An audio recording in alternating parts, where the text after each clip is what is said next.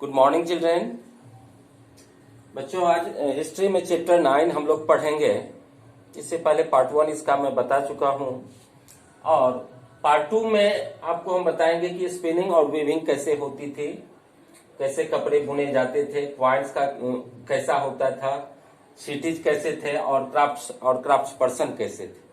तो देखिए, सबसे पहले आयरन टूल्स के बारे में मैं बता दूं कि आयरन टूल्स की जब खोज हुई इस समय, तो क्या हुआ कि एक्सेज और आयरन से जो भी अन्य उपकरण थे उसका प्रयोग होने लगा। अब नहर, झील, तालाब, कुएं आदि बनवाए जाने लगे, और एक्सेज से फॉरेस्ट की कटाई, it began clearing the forest, और क्या हुआ, खेतीबाड़ी का चलन बढ़ा और वन अंधाधुंध काटे जाने लगे। तो उसके बाद नहर बनाए गए, तालाब, कुएं जो भी बनाए गए वो एग्रीकल्चर में काफी हेल्पफुल रहा। क्योंकि सिंचाई अब अच्छी तरह से होने लगी, तो इस वजह से एग्रीकल्चर काफी डेवलप्ड हुआ। अब है who lived in the village. तो देखिए, गांव में इस समय यदि कंपैरिजन करें नॉर्थ इंडिया और साउथ इंडिया में, तो नॉर्थ इंडिया में जो था ना, ऑर्डिनरी प्लॉगमैन होते थे, और लार्ज लैंड ओनर जो होता था, विलेज हेडमैन जो होता था, वो कहलाता था ग्राम भोजक, जो कि काफी प्रभावशाली व्यक्ति होता था। और उस राजा उनको टैक्स वसूलने का काम देते थे, क्योंकि उसके पास दास दासियां होती थी, बहुत बड़ी जमीन का वो मालिक होता था। ठीक है, प्रभावशाली व्यक्ति थे। तो कभी कभी वो पुलिस के रूप में काम करता था, और कभी कभी जज जैसा काम करता था। तो साउथ इंडिया की यदि मैं बात करूं, तो इस समय साउथ इंडिया में 3 तरह के लोग रहते थे। एक वेलार, जो लार्ज लैंड ओनर होते थे। उसके बाद उजावर और मनी मेक, उसके बाद अडिमे थे, जो कि दास होते थे। उत्तर भारत में दास को दास कमकारा कहा गया है, जिसका काम था कि दूसरों के जमीन में जाकर के मजदूरी करना। तो 3 तरह के लोग हम पाते हैं। तो यदि साउथ इंडिया में बात करो, तो ऑर्डिनरी प्लॉगमैन को क्या कहा गया है, उजावर कहा गया है, और जो लार्ज लैंड ओनर होते थे उसको वेलार कहा गया है, जबकि लैंडलेस लेबरर को अडिमे और कडेसियर कहा गया है। अब है कि apart from the gram bhojika there were other independent farmers. Gram bhojak के अलावे भी अन्य किसान थे, और जो ऑर्डिनरी फार्मर होते थे उसको कहा जाता था गृहपति। तो most of home were similar smaller land owners. उनमें से ज्यादा छोटे क्षेत्रफल वाले जमीन का मालिक था वो। And then there were men and women such as dasa kammakara who did not own land, जिसके पास जमीन नहीं होती थी। In most village there were also some craft person. कुछ क्राफ्ट पर्सन रहते थे, शिल्पकार रहते थे, ब्लैक, उसमें जैसे ब्लैक स्मिथ हो गया, पॉटर, कारपेंटर, वीवर, ये सभी गांव में रहा करते थे। अब है कि तमिल कंपोजिशन क्या होती थी। तो देखिए, तमिल को कंपोजिशन उस समय तमिलनाडु में खास करके मदुरै में संगम का आयोजन किया जाता था। संगम क्या था, वो कवियों का एक मीटिंग होता था, मिलन होता था, और वो वहां जो इतिहास और कविताएं रचे जाते थे उसको संगम साहित्य कहा गया है। संगम साहित्य से भी हम दक्षिण भारत के इतिहास के बारे में बहुत कुछ जानकारी पाते हैं। तो ये तमिल कंपोजिशन हो गया। अब है कि स्टोरीज, ट्रैवलर्स, स्कल्पचर्स और आर्कियोलॉजी। तो देखिए, जातक का नाम आप लोगों ने सुना होगा, पिछले चैप्टर में मैंने बताया था कि जातक में बुद्ध के पूर्व जन्म की कहानियां काल्पनिक है यद्यपि, लेकिन वो लिखी गई है कल्पना के आधार पर। उसको बाद में बुद्धिस्ट सन्यासियों ने उसको प्रिजर्व किया, संरक्षण दिया, उसको अच्छी तरह से कलेक्ट करके रखा, जिससे हम एक कहानी है कि कैसे एक व्यक्ति जो है काफी धनी हो जाता है। द क्लेवर पुअर मैन के बारे में हम इसमें जानेंगे। देखिए, एक समय एक चालाक यंग मैन, युवक रहता था, हु लिव्ड इन सिटी, शहरों में रहता था, और उसका जो मुख्य सोर्स था इनकम का, वो था डेड रैट, मृत चूहा, जिसको वो होटल में सप्लाई करता था। उससे जो होती थी पॉइंट्स वो ले लेता था होटल से। एक दिन क्या हुआ कि एक आंधी आई, और किंग्स का गार्डन जो है पूरा जो है डाल, पेड़ सब कुछ उखड़ गया, डाली टूट गई।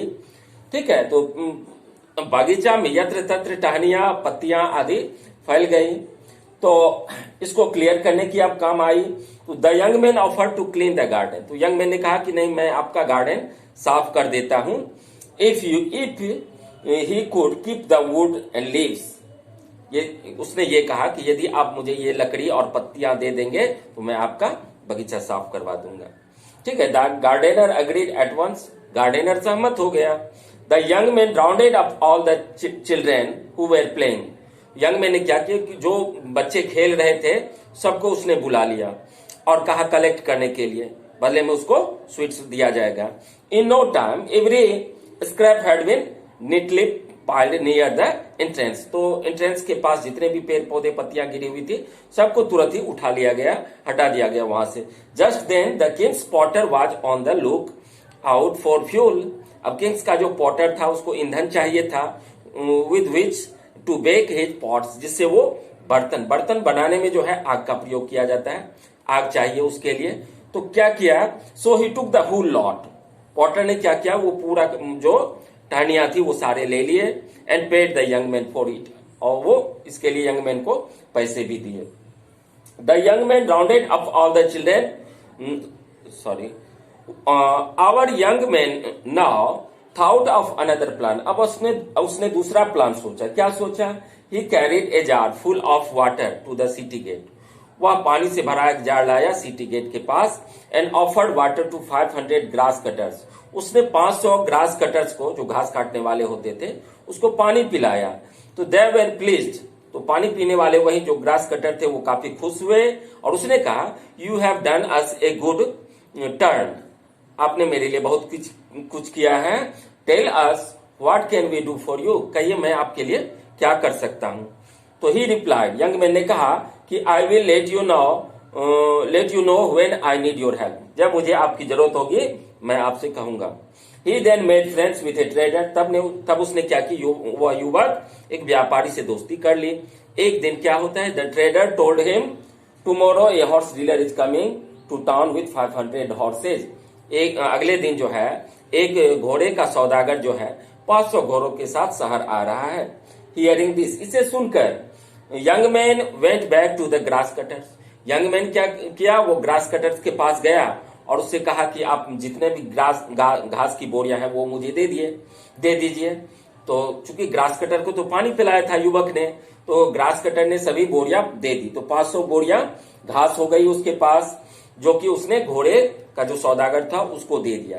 इसके बदले में घोड़े के सौदागर ने उसको 1000 पॉइंट दिए, और इस तरह से वो अपना दिमाग लगा करके धनी हो गया।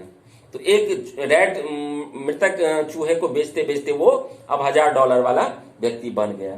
तो अब ये जातक से ली गई एक कहानियां हैं। तो we can use other kinds of evidence to find out about life in some of these cities early, जैसे स्कल्पचर्स, वो क्या करता है, carve scenes depicting people's lives in towns and village as well as in the forest. तो इस समय हम देखते हैं कि जो जितने भी शहर थे वो डेवलप्ड हो चुके थे लगभग 2500 साल पहले, जो कि महाजनपद, 16 महाजनपद के बारे में आपको जानकारी होगी, मैंने बताया है इसके बारे में। तो इसमें से हम एक मथुरा का उदाहरण यदि ले लें तो मथुरा के बारे में हम बाद में चलेंगे। In many cities archaeologist have found rose of pots, कई शहरों में पुरातत्वविदों ने क्या पाया है, रोज ऑफ पॉट्स, बर्तन की कतारें उसको मिली है, सेरेमिक रिंग्स मिली है, and as one on top of the other, जो कि एक दूसरे से गुथा हुआ होता था। These are known as ring wells, इसको रिंग वेल्स कहा जाता था। These seem to have been used as toilets in some cases and as drains and garbage dumps, drain garbage dumps आदि में इसका प्रयोग होता था। These ring wells were usually found in individual houses, ये किसी विशेष घर में ही पाए जाते थे। We have hardly any remains of places, markets or homes of ordinary people. Perhaps some are yet to be discovered by archaeologists. कुछ ऐसे भी सिटी हैं जिसका डिस्कवर किए जाने अभी बाकी है। So another way of finding out about early cities in from the accounts of sailors, उसमें हम ट्रैवलर्स का जो विवरण पढ़ते हैं तब हमें जानकारियां मिलती हैं और अन्य शहरों के बारे में।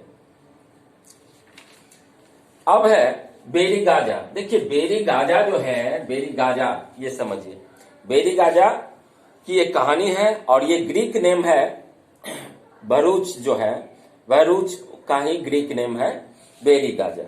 तो the gulf is very narrow, ये गल्फ जो है काफी सकड़ी है, and very hard to navigate for those coming from the sea, जो कोई समुद्र से यहाँ नेविगेट करने आता है काफी कठिनाई होती है उसे। Ships had to be steered in by skilful, यानी यहाँ वही व्यक्ति नौका खो या जहाज चला सकता है जो स्किल्ड हो। तो स्किल्ड फिशरमैन यहाँ नाव या जहाज चलाया करते हैं। The imports into Barygaza, यहाँ इम्पोर्ट एक्सपोर्ट क्या चीज होता है वो जानेंगे हम। तो देखिए यहाँ इम्पोर्ट जो होता है शराब, तांबा, टेन, सीसा, topaz, cloth, gold and silver coins, ये सभी इंपोर्ट किए जाते हैं। और यहां से एक्सपोर्ट क्या किया जाता है, यहां से एक्सपोर्ट किया जाता है agate, carnelian, cotton, silk and perfumes. तो special gifts were brought by merchant for the king, यहाँ मर्चेंट्स के द्वारा राजाओं को गिफ्ट के लिए अच्छी अच्छी चीजें लाई जाती थी। These included vessels of silver, उसके बाद singing boys, toys, beautiful women यानी सुंदर महिलाएं, उसके बाद अच्छी किस्म की शराब और अच्छी किस्म के कपड़े, ये सभी मंगवाए जाते थे। तो इतना हम वेरी गाजा के बारे में जानते हैं। बच्चों नेक्स्ट वीडियो मैं फिर तीसरे वीडियो के साथ आपके पास आऊंगा, तब तक के लिए बाय।